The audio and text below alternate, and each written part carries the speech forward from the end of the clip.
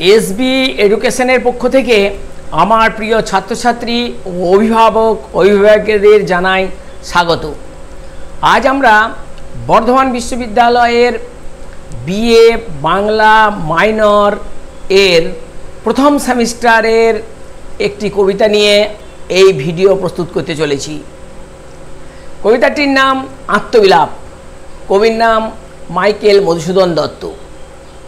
এটাকে শুধু কবিতা বললে ঠিক হবে না, কারণ আমরা সাহিত্যের যে সংরূপ আলোচনা করলাম সেই সংরূপের মধ্যে ছিল গীতি কবিতা বলে একটি অংশ। এটি একটি সার্থক গীতি কবিতাও বলা যেতে পারে। এই কবিতায় প্রবেশের পূর্বে এই কবিতাটির যিনি রচয়িতা মাইকেল মধুসূদন সম্পর্কে দু চারটি কথা আমাদের জেনে নিতে হবে। শর্ট কোশ্চেনে এগুলো আসে। যেমন তার যে জন্ম এবং মৃত্যু, এটা বিদ্যাসাগরের তিনি ছিলেন মাত্র 4 বছরের ছোট। বিদ্যাসাগর 1820, ওনার হচ্ছে 1824, আর কবির মৃত্যু হয়েছে 1873 সালে। এবং এই যে মধুসূদন দত্ত, তিনি বাংলা সাহিত্যে মহাকবি নামে শুধু খ্যাতিমান নয়, তিনি মহাকাব্যেরও কবি। অর্থাৎ বাংলায় সাহিত্যের যে সংরূপে যে মহাকাব্য বিষয়টি পড়ানো হয়েছে, সেই মহাকাব্যের আলোচনার ক্ষেত্রে দেখা গেল যে লিটারেরি এপিক, তারও তিনি হচ্ছেন একজন সার্থক রচয়িতা। সুতরাং মধুসূদন দত্ত বাংলা সাহিত্যে, বিশেষ করে মহাকাব্যে এবং নাটকে, তার সঙ্গে গীতি কবিতায় তিনি একজন সার্থক কবি। এই গীতি কবিতাটি পরবর্তীকালে তার গ্রন্থে যে সংকলিত হয়েছে ঠিকই, কিন্তু এটি মূলত রচিত হয়েছিল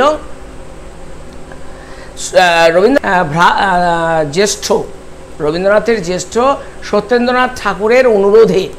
তিনি চেয়েছিলেন একটি ব্রহ্মসঙ্গীত লিখে দিতে, কিন্তু তার পরিবর্তে তিনি লিখে দিয়েছিলেন এই আত্মগত ভাবোচ্ছ্বাসমূলক গীতি কবিতাটি, এবং যেটি প্রকাশ পেয়েছিল পত্রিকায়। সে পত্রিকাটির নাম হচ্ছে অক্ষয় কুমার দত্ত সম্পাদিত এবং দেবেন্দ্রনাথ ঠাকুরের দ্বারা পরিচালিত তত্ত্ববোধিনী পত্রিকায়।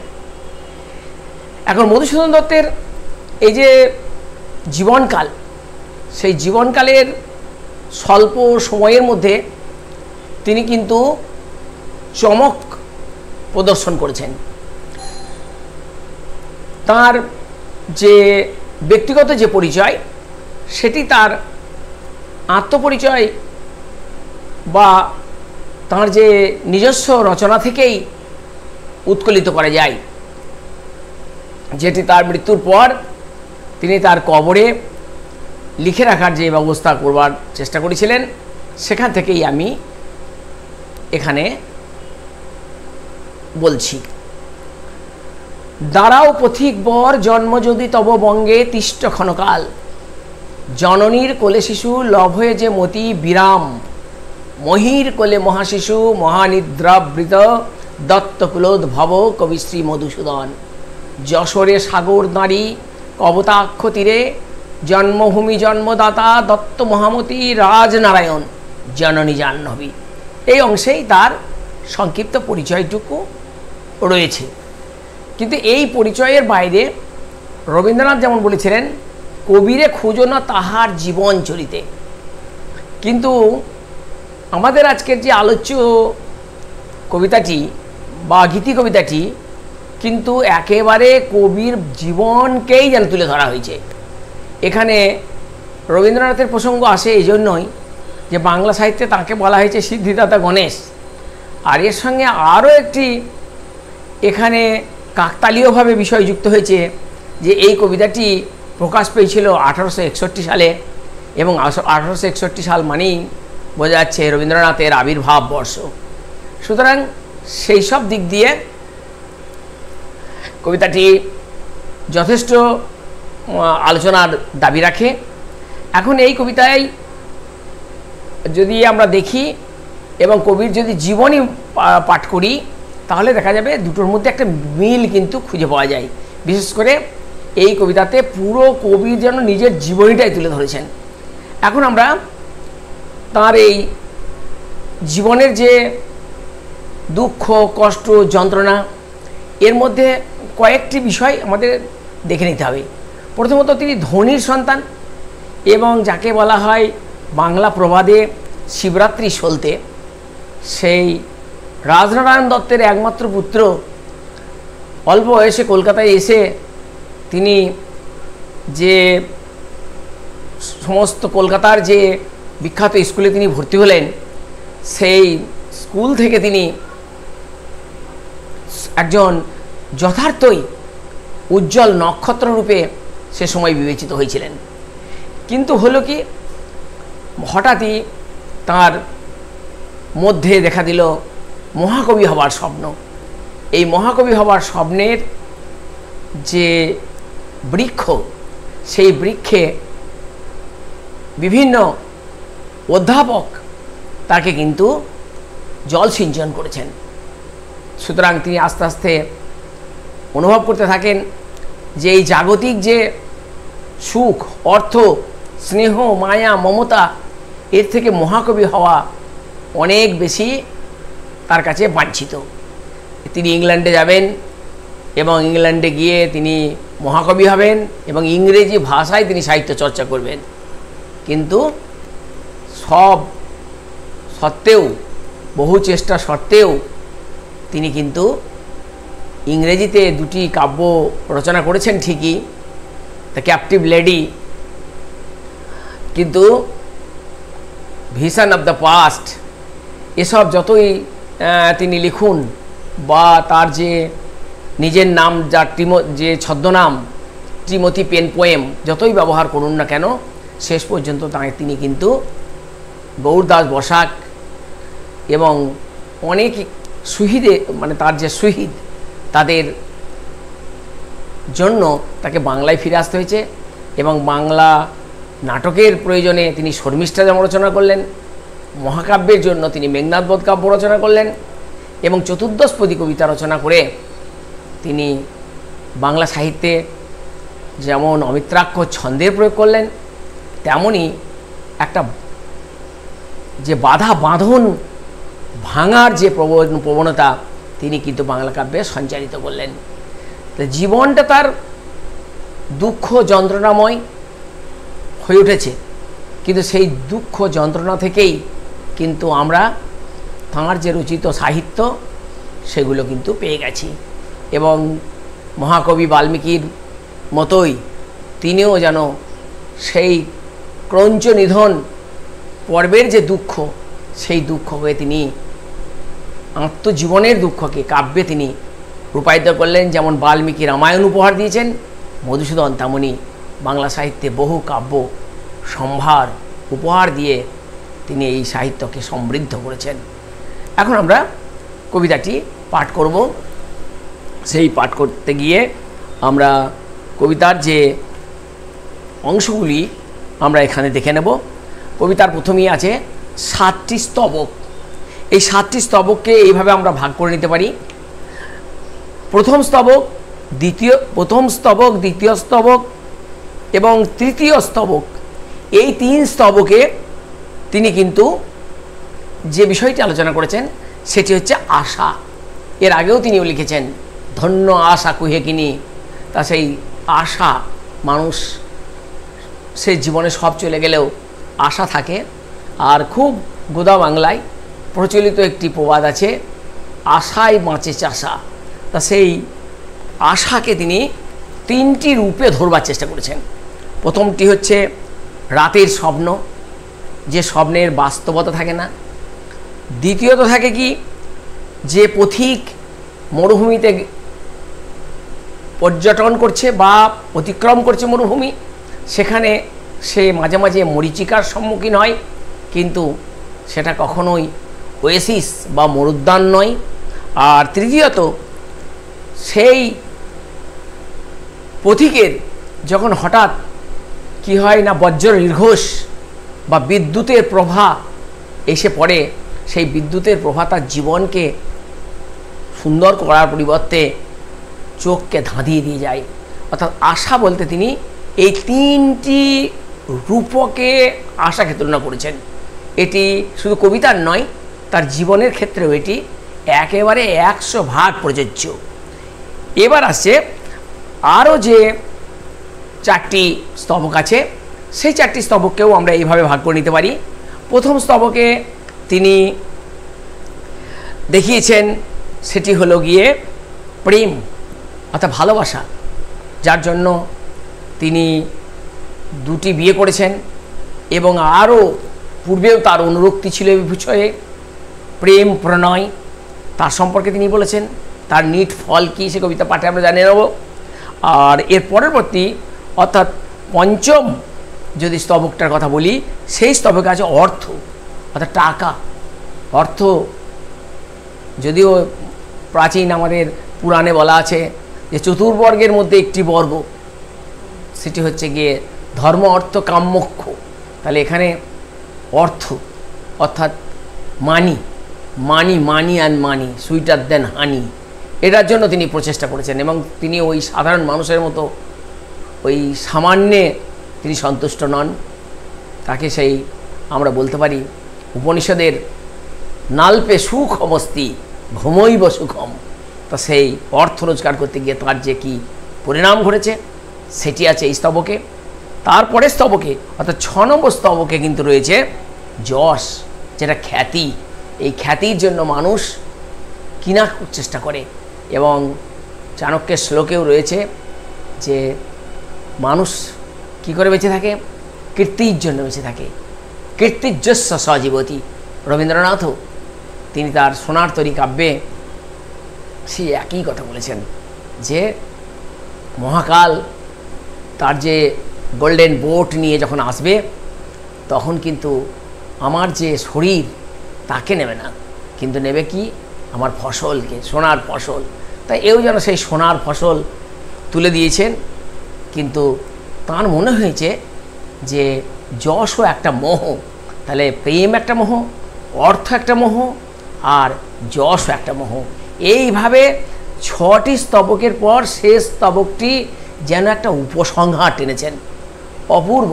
সুতরাং আমরা প্রথমে কবিতাটি পাঠ করে যাই। কবিতাটির নাম আত্মবিলাপ। আত্মবিলাপ মানে কান্না, আত্ম মানে নিজের, অর্থাৎ কবির নিজের কান্না বলা হয়েছে এটাকে। আশার ছলনে ভুলি কি ফল লোভিনু হয়, তাই ভাবি মনে জীবন প্রবাহ বহি কাল সিন্ধু পানে যায়, ফিরাবো কেমনে দিন দিন আয়ুহীন হীন বল দিন দিন, তবু এ আশার নেশা ছুটিল না একই দায়। ভেরি ইম্পর্টেন্ট লাইন, শেষ লাইন, নোট ইট। তবু এ আশার নেশা ছুটিল না একই দায়। তাহলে প্রথম স্তবকেই তিনি বলে দিলেন যে আশার জন্য তিনি জীবন যৌবন আয়ু সব তিনি যেন বাজি রেখেছেন। দ্বিতীয় দেখো, রে প্রমত্ত মন মম কবে পোহাইবে রাতি, জাগিবিরে কবে জীবন উদ্যানে তোর যৌবন কুসুম ভাতি। ভেরি ইম্পর্টেন্ট লাইন, জীবন উদ্যানে তোর যৌবন কুসুম ভাতি।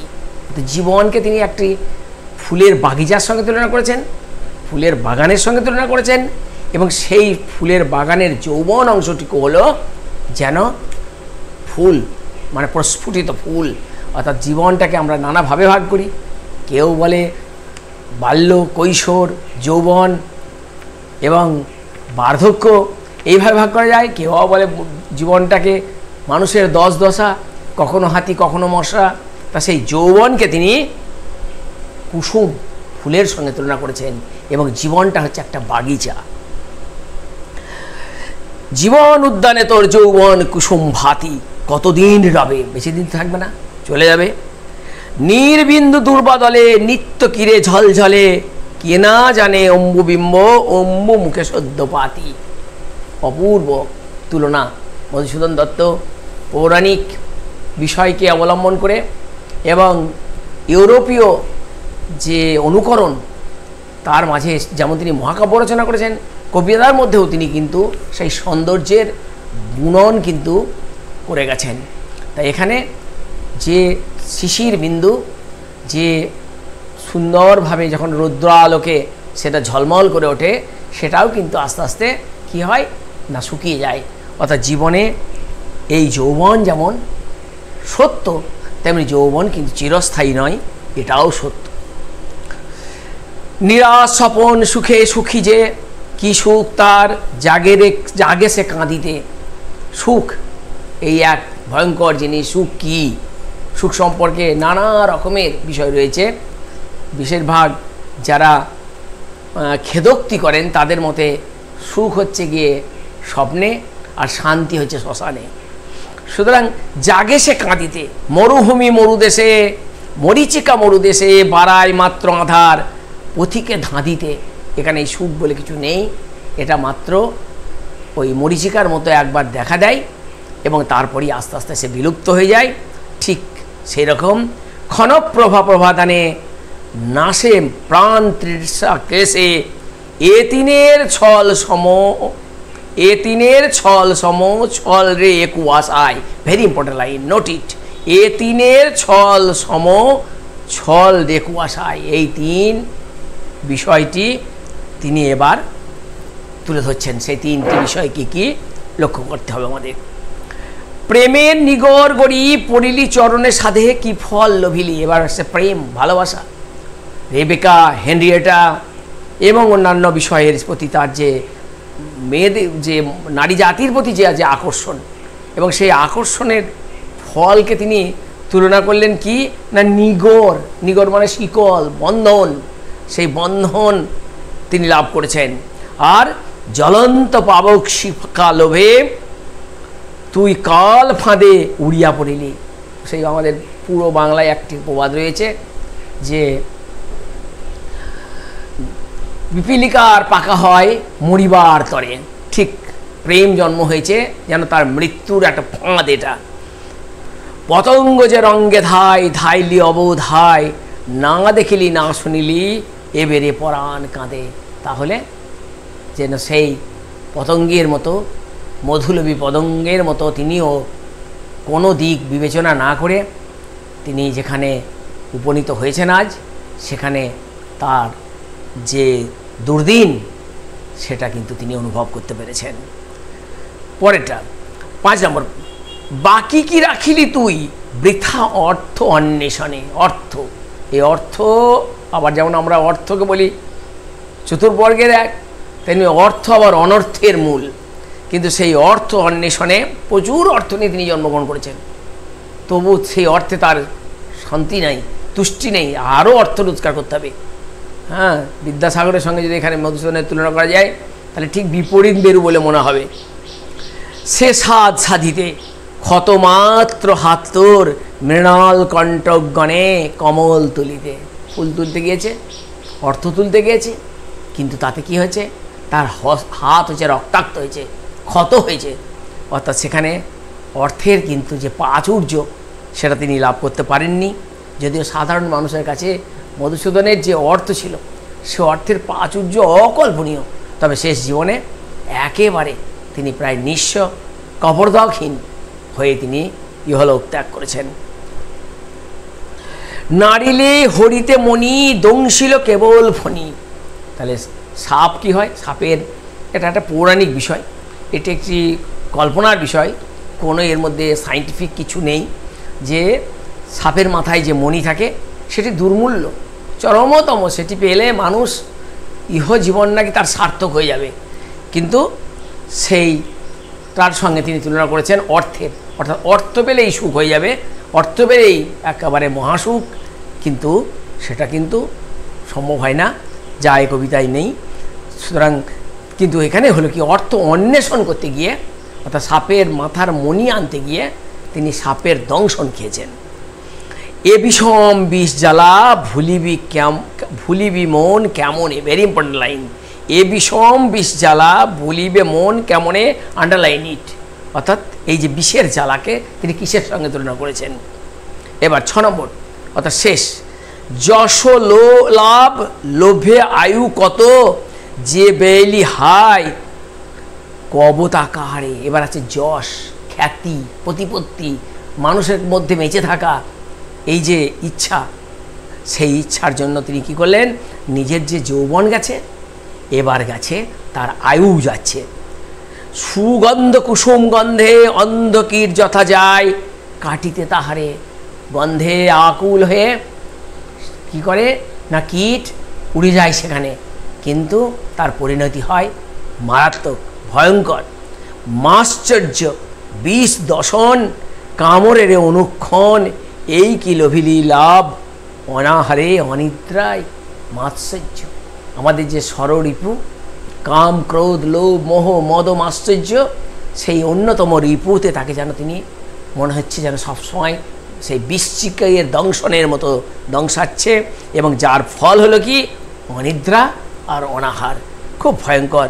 এইখানেও এটিও মানে এই লাইনটিও আন্ডারলাইন করতে হবে, এই কি লোভিলি লাভ অনাহারে অনিদ্রায়। এবার শেষ স্তবক, এই স্তবকটি একেবারে বলতে গেলে আমরা বলি কনক্লুশন, অর্থাৎ যে 6টি স্তবক তিনি লিখলেন তার কনক্লুশন হচ্ছে শেষ স্তবক। মুকুতা ফলের লোভে ডুবেরে অতল জলে যতনে ধীবর। ধীবর মানে হচ্ছে, যদিও যারা মাছ ধরে এই এক ধরনের ডুবুরির সঙ্গে তুলনা করা হতে পারে। এই ধীবর আসলে ডুবুরি। ডুবুরির কাজ কি না, সে ডুবে ডুবে তাকে কি করতে হয় না, সে মুক্ত খোঁজে, ঝিনুকের গর্ভে যে মুক্ত থাকে তাকে খোঁজে। যদিও বাস্তব ডুবুরিরা কিন্তু মানুষের প্রাণ বাঁচায়, সে ডুবুরির কথা এখানে বলা হয়নি। এই ডুবুরির কাজ হচ্ছে শুধুমাত্র মুক্ত সঞ্চয় করা। আবার রামপ্রসাদ সেনের আবার সেই ডুব মানে সে ডুবে ডুবে যা কালি বলে, ঠিক এরও আরেকটা ধরন, যে কি করবে না মুক্ত পাবে, এই মুক্তর আশায় ডুবুরি ডুবছে, এখানে তাকে ধীবর বলা হয়েছে। শত মুক্তাধিক আয়ু, বাবা মুক্তর থেকে অনেক বেশি মূল্যবান সেটা হচ্ছে আয়ু। সেই আয়ু কি হলো, কাল সিন্ধু জলে ফেলিস পামর। পামর কথাটি রামচন্দ্র সম্পর্কে লক্ষণ সম্পর্কে বলা হয়েছে। এটি একটি গালিসূচক নিন্দাসূচক উক্তি, কিন্তু নিজেকে এখানে তিনি বলেছেন যে পামরের মতো কাজ করেছি, অর্থাৎ একজন ভালো মানুষের যে দর্শন, যে পথে 5 জন যে গমন করবে সে পথ আমি গ্রহণ করিনি, অর্থাৎ আমাকে অনুসরণ করার মতো কোনো জায়গা নেই। সেই কি করেছি আমি না, কাল সিন্ধু জলে আমি আমার আয়ুটাকে দিন দিন ক্ষয় করে দিয়ে ফেলেছি। ফিরিয়ে দিবে হারাধন। হারাধন বলতে এখানে আমার যে জীবন, আমার যে যৌবন, সমস্ত কিছু ফিরে কি কেউ দিতে পারবে? কে তোর এই অবোধ মন? কিন্তু মন অবোধ, সেই অবোধ মনের তাড়নায় তিনি ছুটে বেরিয়েছেন, কখনো প্রেম, কখনো অর্থ, কখনো যশের পিছনে। কিন্তু হায় রে ভুলিবি কত আশার কুহক চলে। Very important line, last line, underline it. হায় রে ভুলিবি কত আশার কুহক চলে। এইভাবে কবিতাটিকে আমরা সমাপ্ত করব। কিন্তু এখান থেকে এবার কিছু প্রশ্ন আসবে। সেই প্রশ্নের মধ্যে সবথেকে যেটা ইম্পর্টেন্ট প্রশ্ন হয়, সেই প্রশ্ন হচ্ছে আত্মবিলাপ কবিতাটি গীতি কবিতা রূপে কতখানি সার্থক। তাহলে এই গীতি কবিতার আমরা ইতিমধ্যেই আলোচনা করে ফেলেছি। সেই গীতি কবিতার যে লক্ষণগুলি প্রথমেই দিতে হবে, এটির বড় প্রশ্ন, 10 নম্বরের প্রশ্ন হয়। সুতরাং সেখানে আমাদের গীতি কবিতার যে গীতি কবিতা কাকে বলে সেটা আরেকবার বলে দিতে হবে। এরকম lyric poetry is the expression by the poet of his own feeling. তাহলে এটা একটা আমরা প্রথমেই সংজ্ঞা হিসেবে দেব। তারপর কবিতাটির পরিচিতি দেব। পরিচিতি দেওয়ার পরে এর যে গীতি কাব্যের যে ধর্ম সেটি 1, 2, 3, 4 করে আমরা লিখতে পারি। এরকম যে ব্যক্তিগত থেকে এটা নৈব্যক্তিক হয়েছে। 2 নম্বরে আমরা লিখতে পারি ব্যক্তিগত আনন্দ বেদনার কথা বলা হয়েছে। 3 নম্বরে আমরা বলতে পারি এটা একটি আত্মকথন, অর্থাৎ কবি নিজের জীবনকেই তুলে ধরেছেন কবিতার মধ্যে। এবার আমরা 4 নম্বরে বলতে পারি আবেগের একটা সীমিত এবং সংহত রূপ আছে, অর্থাৎ কান্নাকে তিনি কিন্তু দমন করেছেন।